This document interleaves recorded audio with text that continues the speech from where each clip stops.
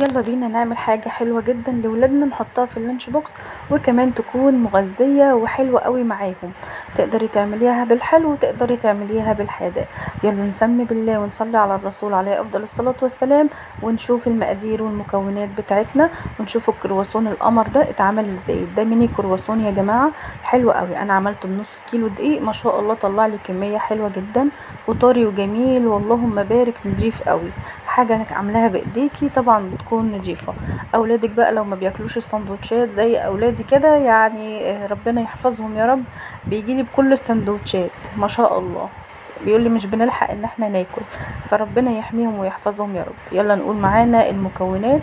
هنحط بقى كوباية من اللبن، وكمان معانا معلقة كبيرة من الخميرة، ومعلقتين من السكر، وكمان معايا معلقة كبيرة من اللبن البودر. طب ما انت حاطة لبن، هتحطي لبن بودر ليه؟ عايزة اقول لكم اللبن البودر في اي معجنات بتعمليها بيفرق جدا معاها. يلا بقى نسمي الله ونشوف مكوناتنا الباقية. هحط كده نص كيلو من الدقيق، وكمان هحط رشة من الملح، ومعلقة من البيكنج باودر علشان يبقى هش كده وجميل معايا. وكمان هحط ربع كوباية يعني صغيرة من الزيت. هي دي كل المكونات اللي معايا، ومعلقة طبعا من الخل الابيض العادي، علشان ده بيكون محسن للعجينة ما شاء الله، بيخلي العجينة جميلة قوي. حطيت كل مكوناتي كده مع بعضها، وهبدأ ان انا اقلبها كويس قوي يا جماعة، وهعجنها بطريقة يعني بصي كل طلعي فيها كل طاقتك. اي حد مضايقك افضلي عجني في العجينة كده والله بجد بتطلع الطاقة السلبية. بلا تقولي لي عجان ولا اي حاجة من الحاجات اللي طالعة الجديدة دي، ملهاش اي لازمة. انتي بتعجني بايديكي بتحسي كده ملمس العجينة بتبقى ما شاء الله عليها. بتشوفيها محتاجة شوية دقيق، محتاجة شوية لبن بتزودي. لكن العجان طبعا بيضربها طبعا بيبقى اسهل كتير، ولكن بايديكي كده بيبقى بتطلعي الطاقة السلبية. يلا اعجني بقى كده واهري ومنكدش في نفسك، واي حد مضايقك فضلي اعجني في عجين. يلا بينا هنشوف. هنسيبها بقى كده تختمر بعد ما عجناها وطلعنا كل الطاقة السلبية. بقت عجينة لذيذة ولينة معانا وما شاء الله عليها تحفة يا جماعة والله. مكوناتها بسيطة على فكرة، يعني مش محتاجة. احنا بتشوفي بنجيب كيس المولتو من بره بيكون عامل بتاع 10 جنيه، وما فيهوش تقريبا أربعة من المولتو الصغيرين خالص دول. ده غير طبعا المواد الحافظة اللي موجودة فيه. نعمله في البيت احنا بمكونات سهلة وجميلة، ومش بياخد مننا اي وقت خالص زي ما انتم ما شايفين. والله يا جماعة هو سهل ولذيذ قوي. انا هعمل بقى هقسم العجينة دي ل4. عايزة اقول لكم ان انا قسمت العجينة ل4، وطبعا سبتها تختمر بتاع نص ساعة كده واختمرت معايا. يعني روحي اعملي اي حاجة وراكي لحد ما تختمر وتبقى زي الفل معانا كده زي ما انتم ما شايفين ما شاء الله عليها. اللهم بارك، عجينة لينة وجميلة جدا. حابة ان انتي تحطي زبدة وتفرجيها بزبدة مفيش اي مشكلة، لكن انا فردتها كده من غير اي زبدة ومن غير اي حاجة خالص، اقتصادية كده ولذيذة وجميلة علشان الكل يقدر ان هو يعملها. احنا في ايام صعبة وبنحاول ان احنا نسهل الدنيا على بعض مش نصعبها على بعض اكتر ما هي ما صعبة. يعني ربنا يعيننا كلنا يا رب، اللهم امين. بتبدأي كده يا ست الكل، بتجيبي العجينة بتاعتك وبتقسميها لنصين، كل نص بنقطعه برضو على 2. ونبدأ ان احنا يا جماعة اهم حاجة ان احنا لازم نحط العجينة تكون على في كيس، يعني عشان ما تنشفش معانا من الهوا طبعا. هنبدأ ان احنا نكورهم كده كلهم، وهنبدأ ان احنا نحطه عليهم كيس، ونشكل كده الكرواسون بتاعنا القمر ده. عايزه اقول لكم من الكرواسون ده حلو جدا، مش هيهدر معاكي بقى. الاولاد طبعا بيحبوا كلهم ياكلوا الشوكليت اللي جوه او الجبنه اللي جوه وبعدين يرموا الباقي.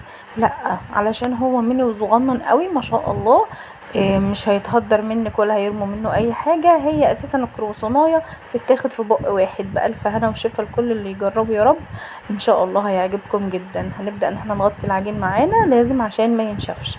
هنبدأ بقى ان احنا نفرد كده على الرخامة، على المفرش السيليكون، اي حاجة عندك نضيفة افردي عليها كده العجين. واهم حاجة تكون مدورة. انا طبعا ابني ربنا يحفظه ويبارك فيه كان مجنني واقف عايز يعمل معايا، وخلاني ان انا مش عارفة اساوي العجين كويس. ربنا يحفظه يا رب ويبارك فيه ويبارك في اولادكم يا رب، اللهم امين. هنبدأ بقى ان احنا نفردها كده بقدر الامكان تكون مدورة.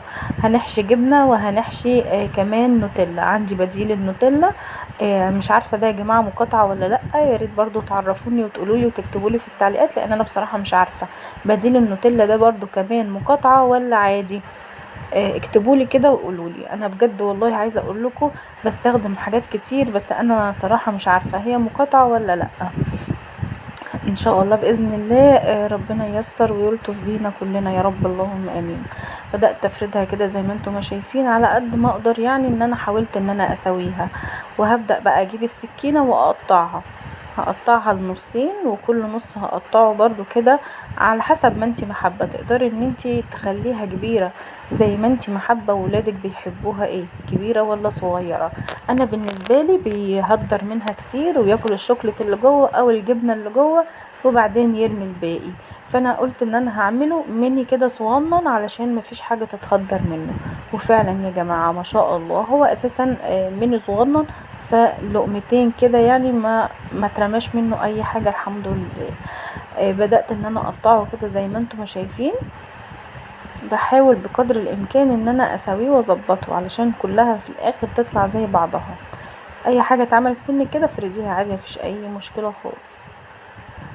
تقدري ان انت تحشي مربى على فكرة يعني، تقدري ان انت تسيبيها سادة، تقدري ان انت تحشي جبنة، فراخ، موتزاريلا، حشوات كتيرة جدا للكرواسون دول. ما توقفيش نفسك على اي حاجة معينة، اي حاجة موجودة عندك في التلاجة وظفيها للكرواسون.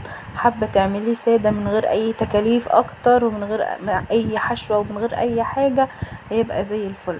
تديله الواحدة كده الصبح مع كوباية شاي بلبن، اللهم بارك وبألف هنا وشفا، تحفة جدا.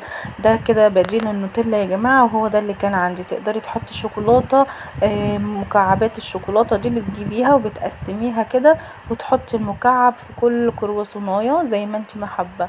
تقدري ان انت تلفي الكرواسون يبقى سادة، ومن فوق من الوش تديله كده بديل الشوكولاتة، او تديله تسيحي كده شوكولاتة خام عندك، هيبقى زي الفل معاكي. يبقى انت ما حشيتيهوش من جوه، حشيتيه من بره بس، اديتيله يعني شوكولات من بره بس كده، هيبقى جميل قوي.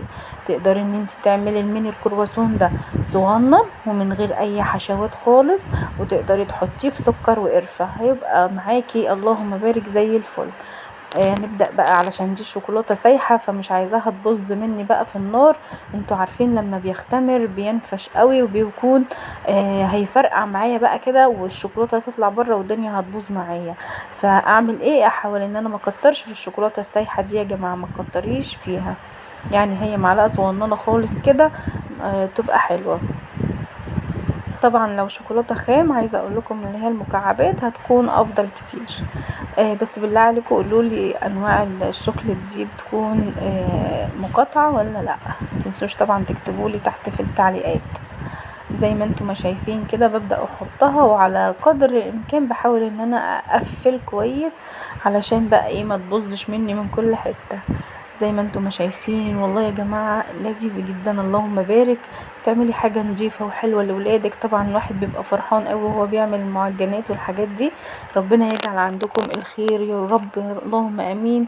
ويعدي السنة دي ان شاء الله على خير، وما يكسفش حد ابدا ابدا قدام ولاده.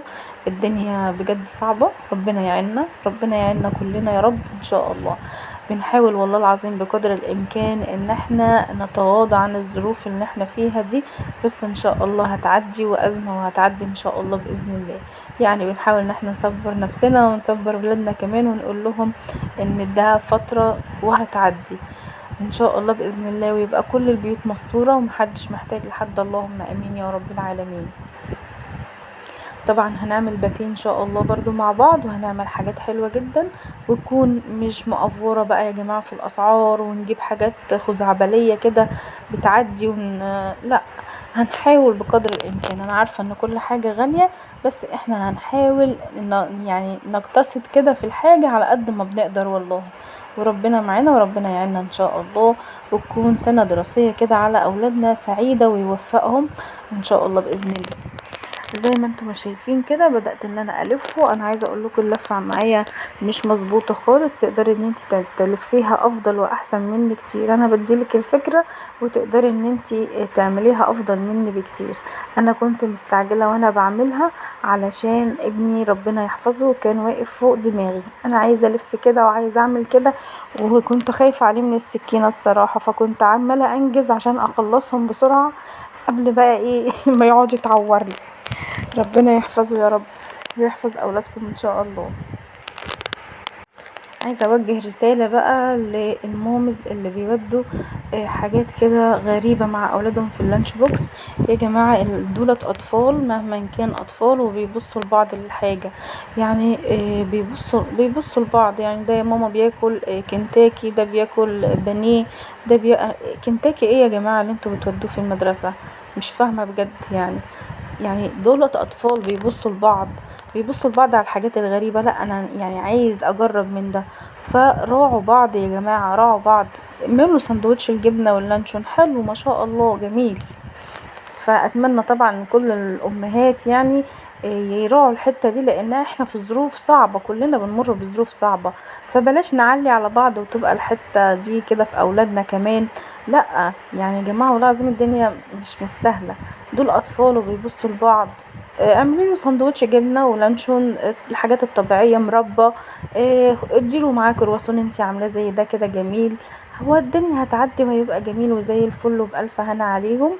وطبعا عايزة بانيه بقى، عايزة كنتاكي، لما يروح اعملي له في البيت، ما يكونش قدام الأطفال يعني. محدش عارف ظروف حد يا جماعة، ربنا يعيننا كلنا يا رب اللهم امين. هنا عايزة اقول لكم عملت الخليط اللي فوق كان عبارة عن لبن ومعلقة من العسل ومعلقة من السمنة البلدي عشان يديله ريحة كده وطعم حلو، بما انه هو يعني اقتصادي ما فيهوش اي حاجة مقفورة يعني. ما شاء الله يا جماعة والله طري جدا وجميل. واللي بالجبنة طبعا عشان اميزه عن اللي بالشوكليت حطيت له طبعا حبة البركة. اتمنى الوصفة تعجبكم وتجربوها، واسيبكم في رعاية الله.